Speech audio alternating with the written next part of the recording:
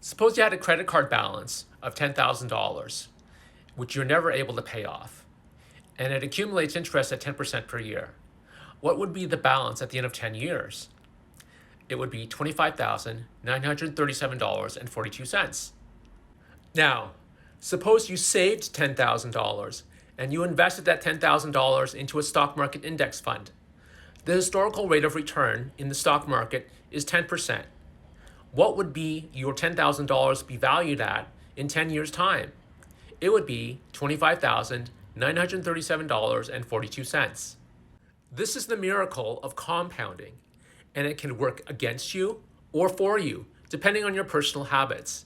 So how does the average person avoid the first scenario and achieve the second scenario?